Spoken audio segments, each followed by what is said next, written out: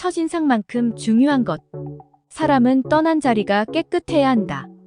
떠난 자리에 먹다 남은 음식물, 그릇, 쓰레기 등이 있으면 그것은 상대방을 무시하는 행위이다. 첫인상만큼 마무리도 중요함을 잊지 말 것. 죄송합니다. 제가 그럴 만한 그릇이 못 됩니다. 우리 사회에 매우 큰 선한 영향력을 끼치는 한 유튜버가 있다. 그는 대단한 경력의 소유자로 70대 중반의 나이임에도 불구하고 현재도 왕성한 활동을 하고 있으며 구독자도 20여만 명이 넘는다. 한번 그의 영상에 이런 댓글이 달린 적이 있다. 선생님 영상이 매우 감동적입니다. 한번 찾아뵙고 가르침을 받고 싶습니다. 그러자 그 유튜버가 이렇게 답변을 했다.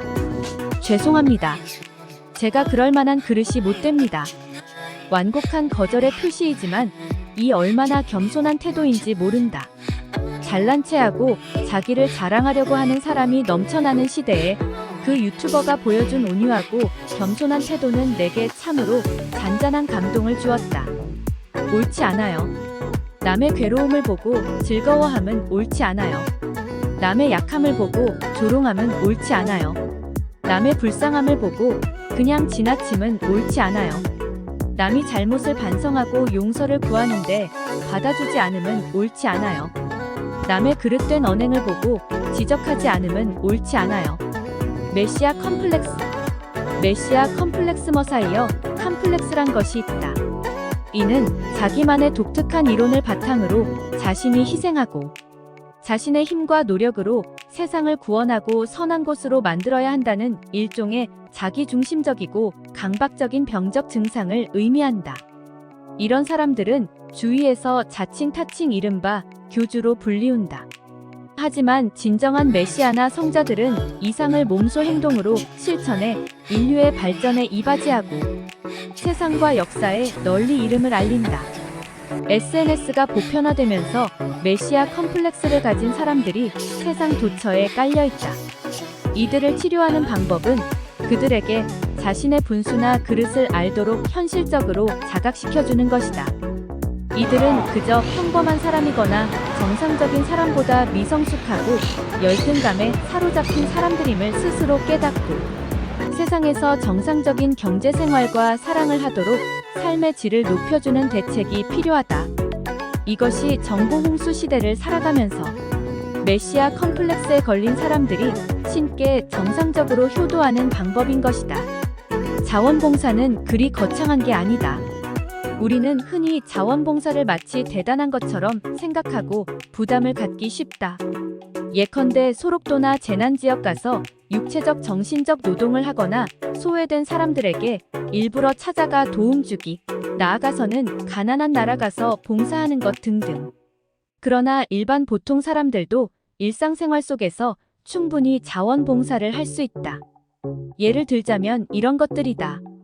모든 사람에게 친절히 대하기, 나만의 재능을 무료로 기부하기, 유기동물이나 비둘기에게 모이 주기, 외로운 사람 얘기 들어주기, 소외된 사람이 도움을 요청하면 약간의 돈을 주거나 허들의 물건 사주기, 상대방이 나를 화나게 해도 참고 넘어가기, 하찮은 일을 하는 직업을 가진 사람에게 웃으며 수고하신다며 인사하기, 대중교통 이용 시 자리 양보하기, 운전할 때 양보 운전하기, 공공질서 지키기, 인터넷 글에 선풀 달기, 바른말 고운말 쓰기.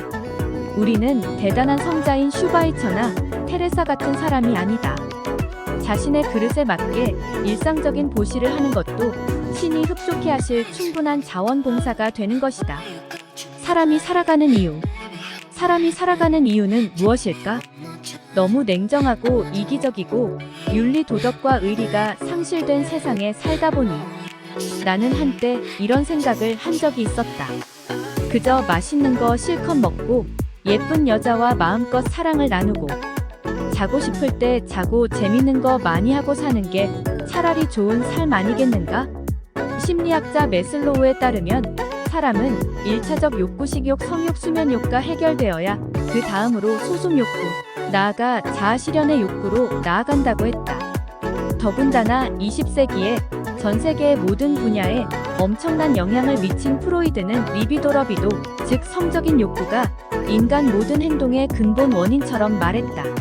하지만 본능적 욕구대로만 산다면 인간이 동물과 다르게 무엇이 있겠는가? 곰곰이 생각해보면 사람을 살아가게 하는 다른 근본적인 이유가 있을 것이라는 생각이 든다.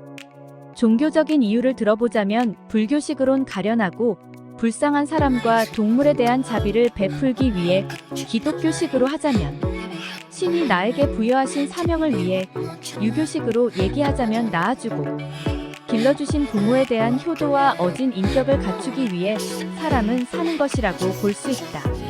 사람마다 종교가 다르기 때문에 무엇이 정확한 초자아적 삶의 이유가 무엇이라고 단정지을 수는 없지만, 사람은 양심이란 것을 갖고 있기 때문에 각자의 양심대로 남에게 베풀고 사랑하며 도와주고 사는 것이 바른 삶의 자세가 아닌가 한다.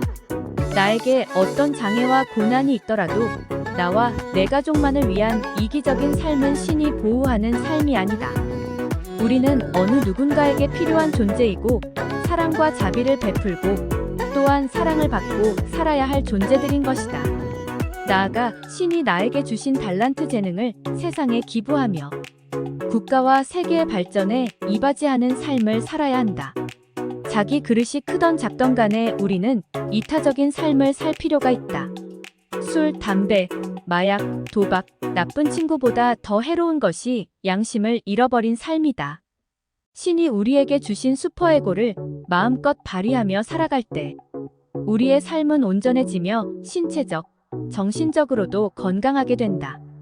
재능이나 능력 애터투드보다 삶에 대한 자세 애터투드가 더 중요하다고 한다.